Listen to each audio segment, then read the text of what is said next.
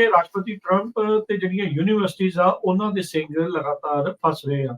Universities ਦੇ ਵਿੱਚ ਜਿਹੜਾ ਗਾਜ਼ਾ ਦੀ ਲੜਾਈ ਦੇ ਉਲਟ ਜਿਹੜੇ ਪ੍ਰੋਟੈਸਟ ਸ਼ੁਰੂ ਹੋਏ ਸੀ, ਉਸ ਤੋਂ ਬਾਅਦ ਦੇ ਵਿੱਚ ਬਹੁਤ ਸਾਰੇ ਜਿਹੜੇ ਸਟੂਡੈਂਟ ਜਾਂ ਸਟੂਡੈਂਟ ਵੀਜ਼ੇ ਦੇ ਉੱਤੇ ਜਿਹੜੇ ਸੀਗੇ ਉਹਨਾਂ ਦੇ ਵੀਜ਼ੇ ਰੱਦ ਜਿਹੜੇ ਹੋਏ।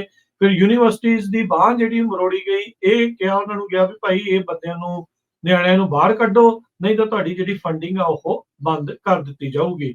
ਹਾਰਵਰਡ ਯੂਨੀਵਰਸਿਟੀ ਨੇ ਟਰੰਪ ਪ੍ਰਸ਼ਾਸਨ ਦੀਆਂ ਉਹਨਾਂ ਮੰਗਾਂ ਨੂੰ ਰਿਜੈਕਟ ਕਰ ਦਿੱਤਾ ਆ ਤੇ ਹੁਣ ਟਰੰਪ ਪ੍ਰਸ਼ਾਸਨ ਨੇ ਅਨਾਉਂਸ ਕੀਤਾ ਆ ਵੀ ਉਹਨਾਂ ਨੂੰ ਜਿਹੜਾ 2.2 ਬਿਲੀਅਨ ਡਾਲਰ ਫੰਡਿੰਗ ਦੇ ਵਿੱਚ ਮਿਲਣਾ ਸੀ, ਉਸ ਦੇ ਉੱਤੇ ਇਹਨਾਂ ਨੇ ਰੋਕ ਲਗਾ ਦਿੱਤੀ ਆ। ਫਰੀਜ਼ ਜਿਹੜੇ ਆ ਕਹਿੰਦੇ ਵੀ ਹਾਰਵਰਡ ਯੂਨੀਵਰਸਿਟੀ ਦੇ ਜਿਹੜੇ ਫੰਡਸ ਆ ਉਹ ਕਰ ਦਿੱਤੇ ਆ।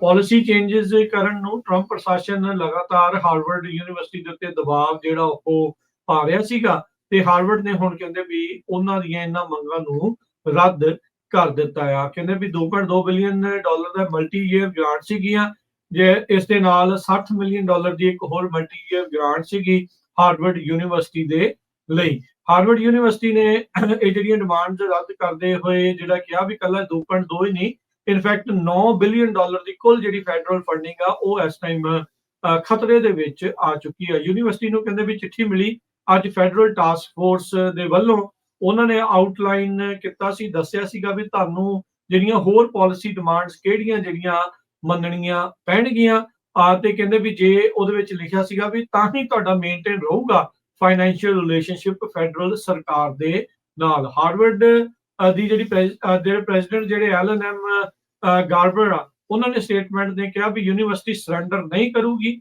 ਆਪਣੇ ਜਿਹੜੇ ਇੰਡੀਪੈਂਡੈਂਸ ਤੇ ਕਨਸਟੀਟਿਊਸ਼ਨਲ ਰਾਈਟਸ ਨੂੰ, ਸੋ ਉਹ ਟਰੰਪ ਹੁਣਾਂ ਦੇ ਕਹੇ ਆਪਣੀਆਂ ਪਾਲਿਸੀ ਚੇਂਜਸ ਆ ਨਹੀਂ ਕਰਨਗੇ।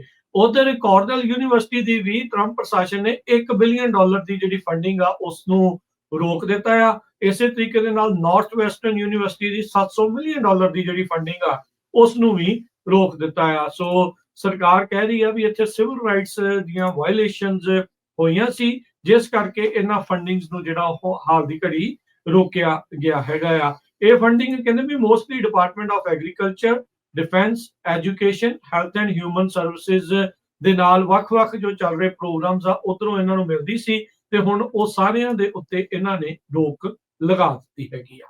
ਜੀ।